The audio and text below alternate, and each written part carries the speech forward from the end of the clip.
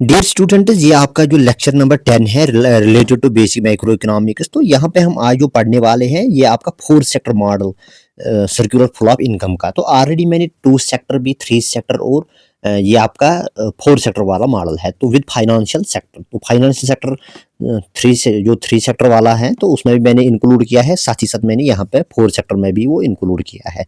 तो आज ये इंटरेस्टिंग वाला लेक्चर नंबर 10 है। तो उसके बाद हम नेशनल इनकम जितनी भी बेसिक कंसेप्ट है, तो साथ ही साथ जितने भी उसमें एडवांस लेवल के कंसेप्ट है और न्यूमेरिकल, वो भी हम पढ़ लेंगे। Stay connected with me. आगे बढ़ने से पहले अगर आप मेरी इस यूट्यूब चैनल या फेसबुक पेज पे पहली बार जुड़ रहे हो तो डेफिनेटली आप फॉलो या सब्सक्राइब कर लीजिए।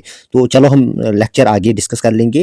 तो दोस्तों लेक्चर जो है ये यहाँ से आपका स्टार्ट हो जाएगा। पहले मैंने जो 3 सेक्टर वाला मॉडल है तो उसमें मैंने सारा कुछ पढ़ाया है। लाइक आपका जितने भी वहाँ पे हाउस होल्ड सेक्टर की कितने क्या क्या फंक्शन हैं तो वो भी मैंने पढ़ाया वहाँ से। प्रोडक्शन सेक्टर, साथ ही साथ गवर्नमेंट सेक्टर की आज भी हम यहाँ पे मैंने एक टेबल फॉर्मेट में आपके लिए रखा है ताकि आपको समझने में आसाइश हो जाएगी। तो ये मैंने यहाँ पे टेबल फॉर्मेट में भी रखा है आज। तो पहले यहाँ पे जो आपका जो यहाँ पे 4 सेक्टर एक मॉडल है, तो इसमें एक तो आपका हाउस होल्ड है। हाउस होल्ड तो एक आपका है फर्म सेक्टर, यानी जिसको हम प्रोडक्शन सेक्टर कहते हैं, ये आपका सेकंड सेक्टर है। तो थर्ड आपका गवर्नमेंट सेक्टर है। तो अब ये जो 3 मॉडल मैंने पहले पढ़ाया है, अब मैंने इसमें एक और सेक्टर जोड़ा है, that is your foreign sector. तो foreign sector financial sector, although ये आपका यहाँ पे सेपरेट सेक्टर नहीं होता है, बट यहाँ पे मैंने इनकॉर्पोरेट किया है फाइनेंशियल सेक्टर को। तो 4 सेक्टर उसमें हम यहाँ पे देखेंगे कि इनके बीच क्या रिलेशन है, कैसे यहाँ पे इनकम फ्लो होता है। तो हर एक सेक्टर के बीच हम ये देखेंगे। पहले थोड़ा सा हम यहाँ पे आज मैंने यहाँ पे सिस्टमेटिक हिसाब से आपके सामने एक टेबल रखा है। हाउस होल्ड सेक्टर में पहले हम देखेंगे एक साइड में इसकी पेमेंट क्या है, दूसरा इसके रिसीट्स या जिसको आप बोलते हैं इनकम। इनकम क्या, हाउस होल्ड सेक्टर को क्या इनकम आती है और कहाँ पे ये खर्च करता है, तो ये हम देखेंगे हर एक सेक्टर में। तो ये इंपॉर्टेंट है यहाँ पे दोस्तों। अगर आप यहाँ पे सर्कुलर फ्लो ऑफ इनकम अगर हम यहाँ पे डिस्कस कर लेंगे तो हर एक सेक्टर, जितने भी यहाँ पे सेक्टर है तो इसके 2 काम होते हैं, ड्यूअल रोल होता है। तो ये आपको याद रखना, हर एक सेक्टर के 2 काम यानी ड्यूअल रोल होता है। एक तो जो मैंने पहले बताया कि इसमें ये रिसीव सर्टेन पेमेंट्स की बाकी सेक्टर से, हर एक सेक्टर बाकी जितने भी सेक्टर्स है उससे एक तो उसको इस इनकम मिलती है या पेमेंट्स आते हैं, और सेकंड ये जो पेमेंट्स आते हैं ये फिर किसी जितने भी वहाँ पे बाकी सेक्टर्स है उन पर खर्च करता है। तो ये हम देखेंगे। लिहाजा आपको ड्यूअल रोल हर एक सेक्टर को, एक तो वो पेमेंट, साथ ही साथ उसको इनकम या रिसीट्स मिलते हैं। एक तो पेमेंट करता है, दूसरा इसको इनकम मिलती है, या रिसीट्स, ड्यूअल रोल है इसको। तो अब यहाँ पे आपको एक इम्पॉर्टेंट पॉइंट है जो मैंने पहले बताया था, जब हमने 2 सेक्टर मॉडल वाला डिस्कस किया था, वहां पे मैंने सेपरेटली एक तो 2 एरो बनाए थे हर एक जितने भी यहाँ पे सर्कुलर फ्लो इनकम था, तो उसमें मैंने 2 एरोज ऐसे ऐसे करके, एक अगर यहाँ पे एक सेक्टर है, यहाँ पे दूसरा सेक्टर है, मैंने 2 एरो रखे थे। तो एक एरो में पहले यहाँ पे इनकम फ्लो होता था, यानी फॉर एग्जाम्पल पेमेंट, तो payment for goods and services to production sector. यहाँ से दूसरा मैंने एरो दिखाया था जिसमें गुड्स, यहाँ से अगर पेमेंट जाएगी इस सेक्टर को, सेक्टर ए से सेक्टर बी को यहाँ पे पेमेंट जाएगी, यहाँ से गुड्स आएंगे। तो यहाँ पर मैंने मेरे यहाँ पे जो बोलने का मकसद है उसमें मैंने एक तो रियल फ्लो भी दिखाया था, साथ ही साथ इनकम फ्लो भी दिखाया था। अब बाकी जितने भी हम एडवांस लेवल के यहाँ पे कंसेप्ट पढ़ेंगे उनमें अगर हम 2 एरो दिखाएंगे, एक तो रियल वाला साथ ही साथ यहाँ पे इनकम वाला एरो दिखाएंगे, तो इसमें जम्बलिंग हो जाएगी, तो डायग्राम काफी कॉम्प्लेक्स बन जाएगी। लिहाजा हम यहाँ पे सिर्फ अब इनकम फ्लो का ही एरो दिखाएंगे। तो आपको याद रखना होगा, जब भी यहाँ पे कोई भी इनकम का यहाँ पे एरो दिखेगा तो मान ली आपको ये एज्यूम करना है कि अगेंस्ट दिस यहाँ से अपोजिट डायरेक्शन में एक रियल फ्लो की ट्रांजैक्शन हुई होगी। यहाँ पे जो यहाँ पे मैंने डायग्राम रखी है, तो यहाँ पे देख लीजिए, जब भी आप यहाँ पे किसी भी, अगर आपने कहीं से फ्लिपकार्ट से कोई भी प्रोडक्ट आपने ऑर्डर किया है तो पहले क्या करते हो, आप उसको एक जो प्रोडक्ट लेते हो, तो ये हो गया जब आपने वहां से प्रोडक्ट लिया तो ये हो गई आपके रियल ट्रांजेक्शन। तो इसको हम रियल ट्रांजैक्शन बोलते हैं, रियल फ्लो।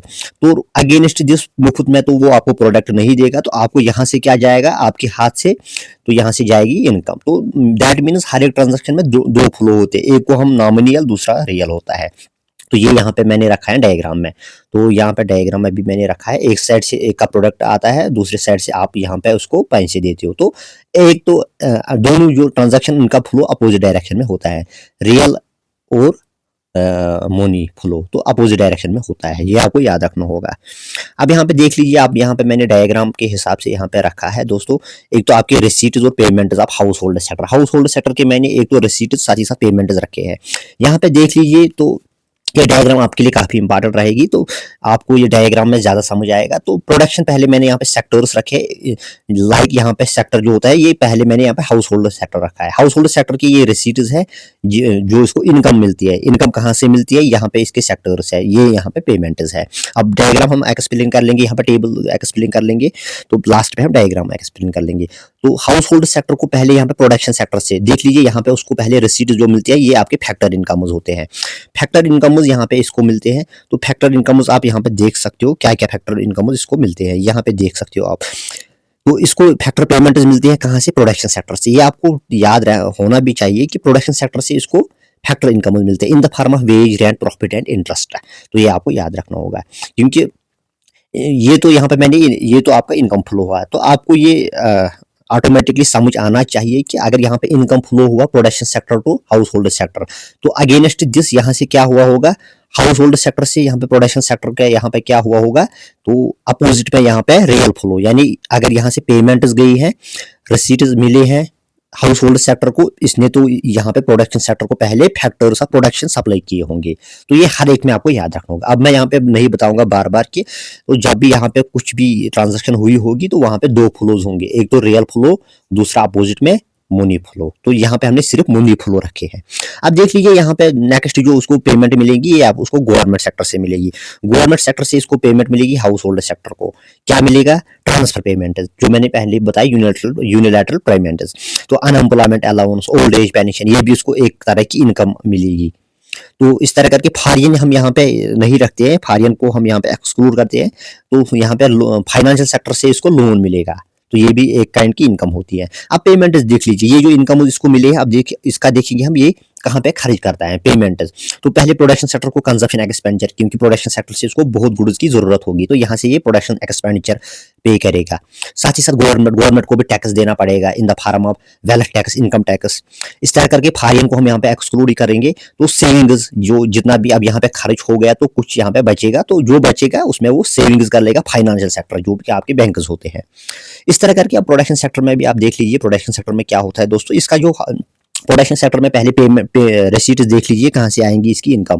प्रोडक्शन सेक्टर को पहले हाउस होल्ड क्या देगा, कंजप्शन एक्सपेंडिचर, क्योंकि गुड्स जब भेजेगा एक तो यहाँ पे प्रोडक्शन सेक्टर को हाउस होल्ड सेक्टर परचेज कर लेगा गुड्स एंड सर्विसेज। गवर्नमेंट को भी कुछ गुड्स एंड सर्विस की जरूरत होती है, तो ये भी कंजप्शन अपना गवर्नमेंट एक्सपेंडिचर जो होगा वो यहाँ पे कर लेगा प्रोडक्शन सेक्टर को। इस तरह करके एक्सपोर्ट से भी इसको अर्निंग्स आएगी प्रोडक्शन सेक्टर को। इस तरह करके यहाँ पे लोन्स भी मिलेंगे किस कहाँ से, फाइनेंशियल सेक्टर से। अब यहाँ पे पेमेंट, प्रोडक्शन सेक्टर की पेमेंट, एक तो यहाँ पे फैक्टर पेमेंट देगा किसको, जरूर ये तो यहाँ पे हाउस होल्ड सेक्टर को, क्योंकि यहाँ से हाउस होल्ड सेक्टर क्या देगा, house hold sector production sector को फैक्टर्स ऑफ प्रोडक्शन देगा। तो अगेंस्ट दिस इसको पेमेंट्स करने होंगे, तो जितने भी लेबर्स होंगे उनको पेमेंट्स करने होंगे। टैक्स देगा जो प्रोडक्शन सेक्टर को देना होगा गवर्नमेंट सेक्टर को, ये यहाँ पे गवर्नमेंट सेक्टर को यहाँ पे टैक्स मिलेगा कहाँ से, गवर्नमेंट सेक्टर को प्रोडक्शन सेक्टर पे कर लेगा टैक्स टू गवर्नमेंट। इस तरह करके प्रोडक्शन सेक्टर यहाँ पे इंपोर्ट जो भी इंपोर्ट कर लेगा, चाहे रॉ मटेरियल होगा, कोई भी जितना भी यहाँ पे इंपोर्ट्स होंगे उसके लिए यहाँ पे क्या होगा, पे करना होगा प्रोडक्शन सेक्टर को। और यहाँ पे कुछ अगर यहाँ पे बचेगा तो ये कहाँ पे रखेगा, फाइनेंशियल सेक्टर को देगा, तो इन द फॉर्म ऑफ सेविंग्स। अब यहाँ पे गवर्नमेंट सेक्टर को देंगे, तो गवर्नमेंट सेक्टर को हम देखेंगे, गवर्नमेंट सेक्टर पहले यहाँ पे इसकी इनकम्स कहाँ से आएंगी, गवर्नमेंट सेक्टर को पहले यहाँ पे हाउस होल्ड से टैक्स आएगा in the form of wealth tax, income tax. दूसरा जो इसका सोर्स ऑफ इनकम है दैट इज यहाँ पे प्रोडक्शन सेक्टर से टैक्स आएगा, एक्साइज ड्यूटी, सेल्स टैक्स, तो value added tax. Foreign sector यहाँ पे हम एक्सक्लूड करते हैं, तो यहाँ पे सॉरी इसमें तो गलत हो गया, यहाँ पे लोन लिखना था, लोन। तो गवर्नमेंट सेक्टर को कभी कभार लोन की जरूरत होगी, तो लोन इसको कहाँ से मिलेगा, फाइनेंशियल सेक्टर से, यहाँ पे सेविंग्स आएगा, तो इसमें उल्टा पुलट हो गया। अब देख लीजिए इनके पेमेंट, गवर्नमेंट सेक्टर के पेमेंट क्या है। तो पहले ये देगा हाउस होल्ड को क्या देता है, ट्रांसफर पेमेंट, जो ऑलरेडी हमने पहले भी डिस्कस किया हाउस होल्ड सेक्टर में, old age pension, unemployment allowance. Production sector को क्या देगा, सब्सिडीज और कंजप्शन एक्सपेंडिचर, क्योंकि गवर्नमेंट को भी गुड्स एंड सर्विस की जरूरत पड़ेगी, तो कहाँ से लेगा, प्रोडक्शन सेक्टर से। प्रोडक्शन सेक्टर को पेमेंट कर लेगा इन the form of consumption expenditure. साथ ही साथ सब्सिडीज भी देता है कभी कभार गवर्नमेंट को, जो मतलब विदाउट एनी उनको पे नहीं करना होता है, काइंड ऑफ यूनिलैटरल पेमेंट होती है। साथ ही साथ यहाँ पे सेविंग्स जो बचेगा गवर्नमेंट को, वो सेविंग्स कर लेगा कहाँ पे, फाइनेंशियल सेक्टर को। तो इसको आपको करेक्ट करना है, यहाँ पे लोन्स है, यहाँ पे सेविंग्स है, तो ये आपको यहाँ पे करेक्ट करना है, यहाँ पे लोन है, यहाँ पे सेविंग्स है। अब देख लीजिए यहाँ पे फॉरेन सेक्टर जो हमने नया सेक्टर इसमें ऐड किया है, तो यहाँ पे देख लीजिए फॉरेन सेक्टर को क्या करना होता है। पहले देख लीजिए यहाँ पे हाउस होल्ड, तो हाउस होल्ड को भी ये ट्रांसफर काइंड ऑफ जो हम अक्सर बेशतर यहाँ पे मेंशन नहीं करते हैं, हम सारा कुछ यहाँ पे प्रोडक्शन सेक्टर या फाइनेंशियल सेक्टर में इंक्लूड करते हैं। अब थोड़ा सा मैं इसमें थोड़ा सा यहाँ पे बताऊंगा ट्रांसफर पेमेंट आपको कहाँ से मिलेगी, रेस्ट ऑफ द वर्ल्ड है, क्योंकि हाउस होल्ड सेक्टर को बहुत सारे गिफ्ट भी मिलते हैं या कुछ यूनिलैटरल एड भी मिलता है जो हम यहाँ पे मेंशन कर रहे हैं। तो साथ ही साथ यहाँ पे फैक्टर इनकम यहाँ पे रेस्ट ऑफ द वर्ल्ड, अगर यहाँ से कोई जाएगा लेबर कोई भी अरबियन कंट्रीज या यूरोप में जाएगा तो उसको वहां से क्या मिलेगा, फैक्टर इनकम। एक तो फैक्टर इनकम आएंगे, ट्रांसफर पेमेंट्स भी आते हैं, लाइक एड आता है कभी कभार। तो यहाँ पे साथ ही साथ यहाँ पे देख लीजिए प्रोडक्शन से एक्सपोर्ट कर लेगा, यहाँ से भी इनकम आएगा फॉरेन सेक्टर को, यहाँ से एक्सपोर्ट कर लेगा, यहाँ से क्या आएगी, इनकम आएगी। अब देख लीजिए ये इनकम कहाँ से, ये जो इनकम आएगी तो ये एक तो यहाँ पे देख लीजिए दोस्तों पेमेंट्स क्या कर लेगा, पेमेंट्स तो ट्रांसफर पेमेंट्स कर लेगा जितने भी यहाँ पे जैसे वहां से ट्रांसफर पेमेंट्स आते हैं, एड आता है कुछ या गिफ्ट्स आते हैं, तो इस तरह करके यहाँ पे भी ये जो हमारा यहाँ पे ये भी ट्रांसफर पेमेंट का जो पेमेंट्स होते हैं ये भी ट्रांसफर पेमेंट्स करता है to rest of the world. साथ ही साथ फैक्टर पेमेंट्स भी करने होंगे, जैसे वहां से फैक्टर पेमेंट्स आ गए यहाँ से भी जाएंगे। जैसे इंडिया में भी फॉरेन लेबर्स होते हैं, हम भी पेमेंट करते हैं, जो हमारे यहाँ पे वर्कर्स होते हैं फॉरेन में वो वहां से भी पेमेंट्स आते हैं। तो हम यहाँ पे नेट पेमेंट्स नेट यानी इसका माइनस करके हम यहाँ पे नेट लेते हैं।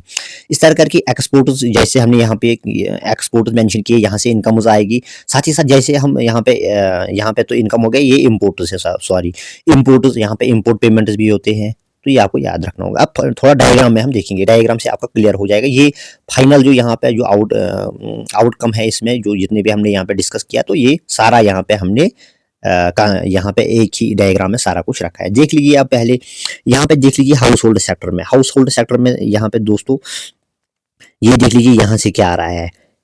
यहाँ पे तो एक तो यहाँ पे हाउस होल्ड को पहले यहाँ पे पेमेंट फॉर फैक्टर सर्विसेज आएंगी, फॉरेन सेक्टर से इसकी पेमेंट्स आएंगी। जैसे अगर कोई भी यहाँ से लेबर लाइक यूरोप में गया तो वो वहां से क्या, एक तो यहाँ वहां से वो फैक्टर पेमेंट्स भेजेगा तो वो हाउस होल्ड को मिलेंगे, ये इसका इनकम है। एरो इस तरह है।